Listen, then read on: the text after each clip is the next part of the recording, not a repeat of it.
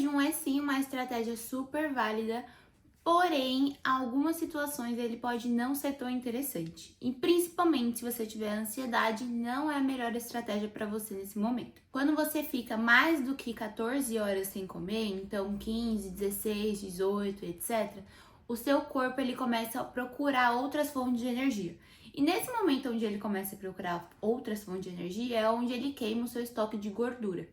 Mas também, como você está nesse momento de restrição alimentar, isso também gera um estresse para o seu corpo.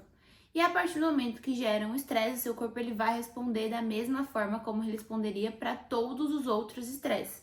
Ou seja, ele vai liberar cortisol.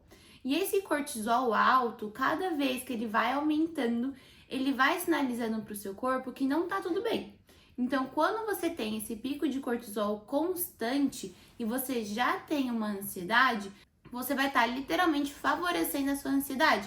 Porque esse cortisol ele vai fazer com que aumente sua adrenalina e outros neurotransmissores que fazem com que você se sinta mais ansioso, então que você fique mais energético, vamos dizer assim.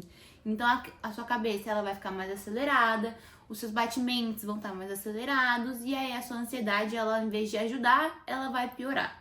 Então, quando a gente pensa num momento onde você está com mais crise de ansiedade, o jejum ele não é uma ótima estratégia para você. O jejum ele vai funcionar para o emagrecimento em algumas situações? Sim, ele vai.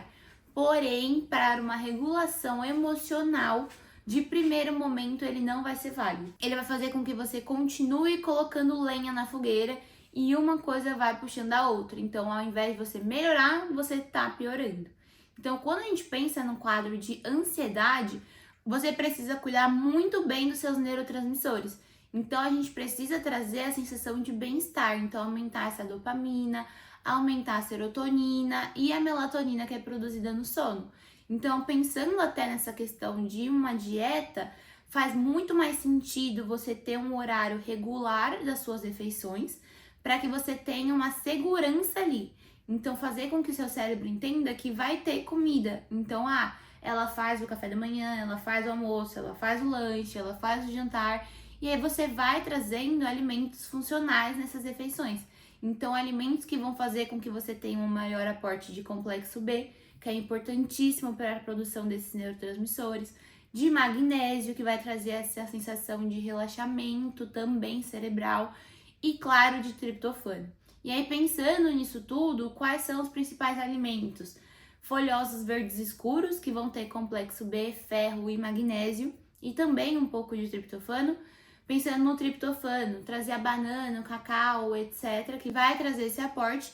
E focando somente no complexo B, você também pode encontrar nas leguminosas, nas oleaginosas, como as castanhas, as nuts, etc., e principalmente nos folhosos que eu comentei.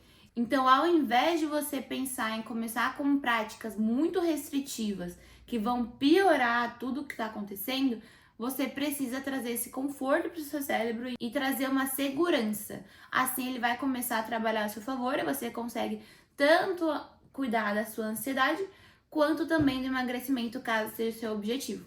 Então, se você gostou desse vídeo, já deixa o like aqui e se inscreve no canal para entender um pouco mais de como sua mente funciona. Beijo!